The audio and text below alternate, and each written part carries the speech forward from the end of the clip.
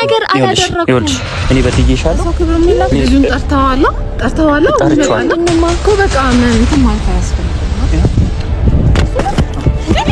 አንቺ እኔን መኝ ነው በእናትህ ማርክ አንተም ብትሆን ይኸውልህ ማርያም ትግስቲን እየተፈታተነ ልጁን ጠርተዋል አይደል እኔ ይኸውልሽ ልጅ ይመጣል አይደል ምንም ነገር አላደረኩም ለምንድን ነው የማይገባው ካንቺ ጋር የኔ ቢዚ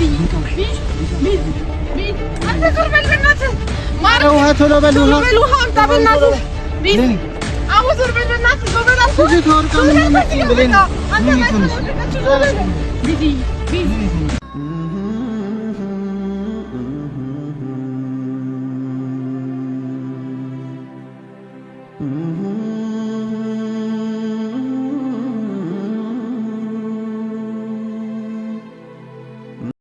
የማርኬ ፍቅረኛ ዝም ብዬ ሳስባት ልክ እንደ ሩታ ትዳሯን በትንትን አድርጋ ሌላ ነገር ልትጀምር ነው። ምክንያቱም ማርኬ እዚህ ጋር በጣም ትክክል ነው። ከልጁ ጋር ላገናኝሽ፣ ልጁ ጋር የምትጽፊው ቴክስትም እኔ ጋር የምትጽፊው ቴክስትም አንድ አይነት ነው። እኔንም የኔ ፍቅር ትያለሽ፣ እሱንም የኔ ፍቅር ትያለሽ። እውነት ከሌላችሁ እስኪ ላጋጥማችሁ ሲላት ራሷን ስታ ወደቀች። መቼም የቦታጅራ ልጆች ከመውደቅና ሐኪም ቤት ከመግባት ሌላ ሙያ መቼም የላችሁም። ይሄንን አስረግጬ እነግራቸዋለሁኝ። ታዲያ ምን ሆና ነው እንደዚህ? የሰው ልጅ ፍቅር ከሆነ ፍቅር ነው፣ ካልሆነም ደግሞ በእናንተ አልተጀመረም መፋታት ነው። ማርኬ ግን እኮ እንደው ምን ብሎ እልቅ አለ።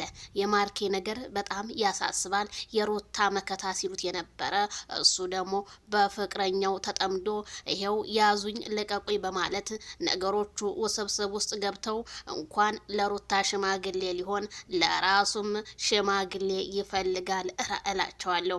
የሩታ መከታ ምን ሆኖ ነው እንደዚህ ሆነው ስትሉ እና ሌላው ስራ ሲሰራ እሱ ደግሞ አጨብጫቢ ሆኖይ እሱም መስራት አለበት። እናቴ እንጀራ 42 ብር በገባበት ሰዓት በመሀል አዲስ አበባ ውስጥ እላቸዋለሁ። ስለዚህ የማርኬ ፍቅረኛ ወደ ራስሽ ብትመለሺ ከሩታ አይተሽ ተማሪ እላለሁ።